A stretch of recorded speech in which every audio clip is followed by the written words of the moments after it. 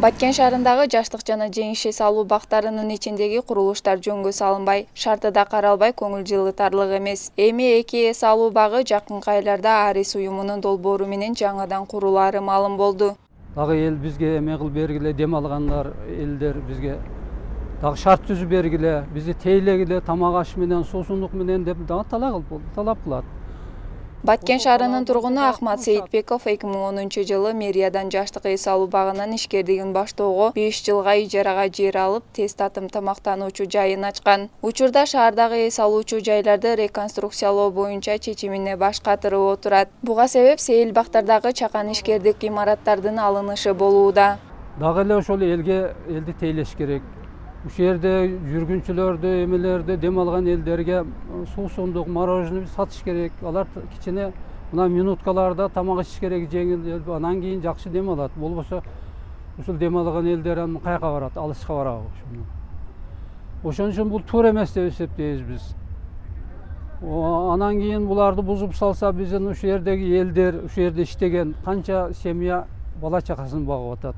Баткен шаарында Ахмат Сейитбеков өңдүү 10 чукул ишкер бар. Шаардык бийлик жеке ишкерлердин көйгөйлөрүн чечүү жолдорун айтып берди. Парктын ичинде бүгүнкү күндө бир 10га жакын жеке ишкер бар. Бардыгынын келишими бүткөн. Бирок ошол биз аларга уступкага барып, мени узатпай, бирок ишмердин жүргүзүп тургула деп ошол тиешелүү бөлүмдөр тарабынан уруксат берилип, бүгүнкү ишмердин жүргүзүп келет. Албетте жеке ишкердин укугу, жеке ишкер мамлекеттин өнүгүшүнө чоң салым кошот. Аларды колдошубуз керек.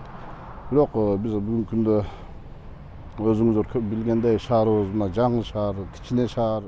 Баткен шаарынын вице-мэринин айтымында сейил бактардын реконструкциясына шаардык бюджеттен каражат бөлүнгөн эмес. Кайра куруу Арис уюмунун долбоору менен гранттык негизде жүргүзүлөт.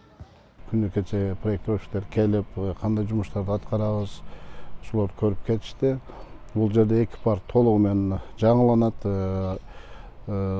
Суу системасы, жарыктандыруу, анан биз кече сунуш кылдык. Видеонаблюдение, коопсуздук боюнча. Алар макул болушту. Анан ал жерге дагы ушул 2 ай 3 ай убакыттын ичинде проект даяр болушат экен. Мөөнөт ушундай экен.